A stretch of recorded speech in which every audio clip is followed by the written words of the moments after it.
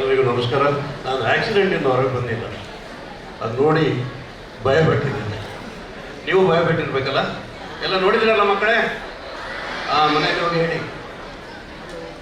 ಮನೆಯಿಂದ ಯಾರೆಲ್ಲ ಹೊರಡ್ತಾರೆ ಬೈಕಲ್ಲಿ ಕಾರಲ್ಲಿ ಅವರಿಗೆಲ್ಲ ನೀವು ಸಂದೇಶ ಕೊಡಬೇಕು. ಅದು ನಿಮ್ಮ ಕೈಯಲ್ಲಿದೆ.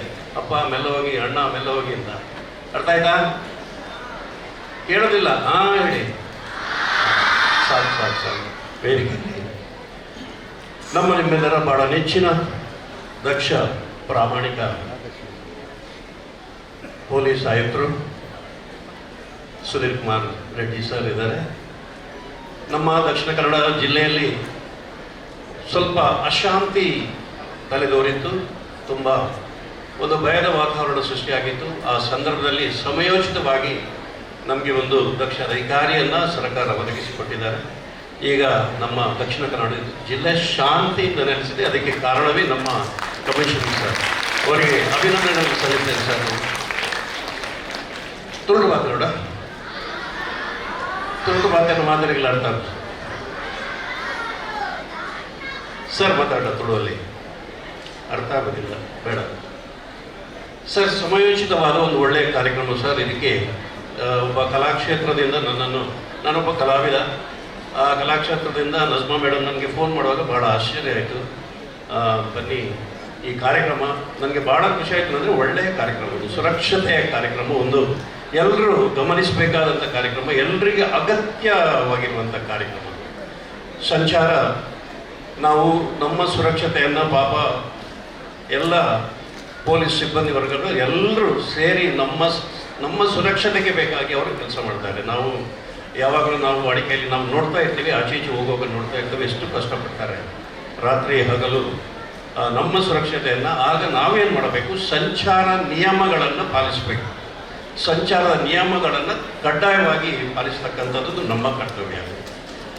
90% ನನ್ನ ಪ್ರಕಾರ ಒಂದು 90% ಆಕ್ಸಿಡೆಂಟ್ ಆಗಿರೋದೇ ಸಂಚಾರ ನಿಯಮದ ಉಲ್ಲಂಘನೆಯಿಂದ ಆಗಿದೆ ಅಂತ ನಾನು ಭಾವಿಸಿದ್ದೇನೆ. ಈಗ ಬರುವಾಗ ನಾನು ನೋಡಿದೆ, ಒಂದು ಬೈಕಲ್ಲಿ ನಮ್ಮ ಒಬ್ಬರು ಸಂಚರಿಸ್ತಾ ಇದ್ದರು. ಅವರ ಕುತ್ತಿಗೆ ಹೀಗಿತ್ತು, ಇಲ್ಲಿ ಮೊಬೈಲ್ ಇತ್ತು ನೋಡಿ. ಇಂಥ ಚಿಕ್ಕ ಚಿಕ್ಕ ವಿಷಯಗಳು, ಇದರಿಂದಲೇ ಸ್ವಲ್ಪ ಅಪಾಯ ಜಾಸ್ತಿ. ಅಲ್ಲಿ ಕ್ಯಾಮ್ರಾ ಇದೆ, ಅಲ್ಲಿ ಪೊಲೀಸ್ ಇದ್ದಾರೆ ಅಂತ ಹೇಳಿಕೊಂಡು ನಾವು ಸಂಚಾರ ಮಾಡೋದು ಬೇಡ. ನಮ್ಮ ದೇಹದ ರಕ್ಷಣೆಯನ್ನು ನಾವೇ ಮಾಡ್ಕೋಬೇಕು. ಅಲ್ಲಿ ಪೊಲೀಸ್ ಇಲ್ಲ. ಇಬ್ಬರು ಸಂಭಾಷಣೆ ನಾನು ಕೇಳಿದ್ದೇನೆ, ಬೈಕಲ್ಲಿ ಹೋಗೋಕೆ ಹೆಲ್ಮೆಟ್ ಮಾಡ ಮಾರಾಯ, ಹೆಲ್ಮೆಟ್ ಇದೆಯಾ, ಇವೆಂಟ್ ಅವ್ರು ಪೊಲೀಸ್ ಇದೆಯಾ. ಹೀಗೆ ಮಾಡಿದರೆ ಮಾತ್ರ ನಮಗೆ ಅಲ್ಲಿ ಆಗೋ ಘಟನೆಗಳಿಗೆ ನಾವೇ ಕಾರಣರಾಗ್ತೇವೆ. ಒಂದು ಚಿಕ್ಕ ಮಗು ನನ್ನ ಹತ್ರ ಕೇಳ್ತಾ ಇತ್ತು. ಅದು ಅವತ್ತು ದುಬೈಯಿಂದ ಬಂದಿದ್ದ ಹುಡುಗ. ಅಂಕಲ್ ಇದು ಎಂಥದ್ದು ಒಟ್ಟಾರಿಸಿ ಆಚೆ ಈಚೆ ಎಲ್ಲ ಒಟ್ಟಾರಿಸಿ ಓಡ್ತಾರೆ, ದುಬೈಯಲ್ಲಿ ಅಂದರೆ ಪೊಲೀಸ್ ಒಳಗಾಗ್ತಾರೆ ಅಂತ. ನೋಡಿ, ಆ ಚಿಕ್ಕ ಹುಡುಗನಿಗೆ ಅಷ್ಟು ಒಂದು ಕಾಳಜಿ ಇದೆ. ನಮ್ಮ ನಿಯಮಗಳಲ್ಲಿ ಅಷ್ಟೊಂದು ಕಾಳಜಿ ಇಟ್ಕೊಂಡಿದ್ದಾರೆ. ನಮಗೆ ಯಾಕಿಲ್ಲ ಅಂತ ಒಂದು ಭಾವನೆ. ರಾತ್ರಿ ಒಂದೊಂದು ಸಲ ನಾವು ಕೂಡ ಸಂಚಾರದಲ್ಲಿದ್ದೇವೆ, ನಮ್ಮ ವೆಹಿಕಲಲ್ಲಿ ರಾತ್ರಿ 12 ಗಂಟೆ 2 ಗಂಟೆ 3 ಗಂಟೆಗೆ ಎಲ್ಲ ನಾವು ಕಾರ್ಯಕ್ರಮ ಮುಗಿಸ್ಕೊಂಡು ವಾಪಸ್ ಬರೋ ಹೊತ್ತಿಗೆ ಒಂದೊಂದು ಆಕ್ಸಿಡೆಂಟ್ಗಳನ್ನು ಕಣ್ಣಾರೆ ನಾವು ಕಂಡಿದ್ದೇವೆ. ಭಾಳ ಬೇಸರ ಆಗ್ತದೆ. ಅಲ್ಲಿ ನೋಡಲಿಕ್ಕೆ ಆಗದಂಥ ಆಕ್ಸಿಡೆಂಟನ್ನು ನೋಡಿದ್ದೇವೆ ನಾವು ಒಂದು 30-38 ವರ್ಷಗಳಲ್ಲಿ. ಇದೆಲ್ಲ ಆಗೋದು ಸಂಚಾರದ ನಿಯಮಗಳನ್ನು ಪಾಲನೆ ಮಾಡದ ಕಾರಣದಿಂದ ಇಂಥ ಆಕ್ಸಿಡೆಂಟ್ಗಳಾಗ್ತಾ ಇರ್ತವೆ. ನಾವು ಪರಸ್ಪರ ಹೊಂದಾಣಿಕೆ, ನಮ್ಮಲ್ಲಿ ಪರಸ್ಪರ ನಮ್ಮ ಸಾರ್ವಜನಿಕರು ಮತ್ತು ಇಲಾಖೆಗೆ ನಾವು ಹೊಂದಾಣಿಕೆ ಮಾಡಿಕೊಂಡು ಅವರ ಕಷ್ಟವನ್ನು ಹಾಕಿಕೊಂಡು ನಾವು ಕೂಡ ಅವರಿಗೆ ಒಂದು ರೀತಿಯಲ್ಲಿ ಸಹಾಯ ಆಗುವಂತೆ ನಾವು ವರ್ತಿಸಿದರೆ ಖಂಡಿತ ಇಂಥ ಆಕ್ಸಿಡೆಂಟ್ಗಳು ಖಂಡಿತ ಆಗೋದಿಲ್ಲ. ಅಲ್ಲಿ ಪೊಲೀಸರಿಲ್ಲ, ಅಲ್ಲಿ ಕ್ಯಾಮರಾ ಇಲ್ಲ ಅಂತ ನಾವು ನಮ್ಮಷ್ಟಕ್ಕೆ ನಮ್ಮ ವೆಹಿಕಲಲ್ಲಿ ಹೋದರೆ ಖಂಡಿತವಾಗಿ ಘಟನೆಗಳು ನಡೀತಾ ಇರ್ತದೆ. ನಾನು ಜಾಸ್ತಿ ಮಾತಾಡಲಿಕ್ಕೆ ಕಮಿಷನರ್ ಸಾರಿಗೆ ಎಷ್ಟು ಕೆಲಸ ಇರ್ಬೋದು, ಹಾಗೆ ಎಲ್ಲ ಪದಾಧಿಕಾರಿಗಳೆಲ್ಲ ಇಲ್ಲೇ ಇದ್ದಾರೆ.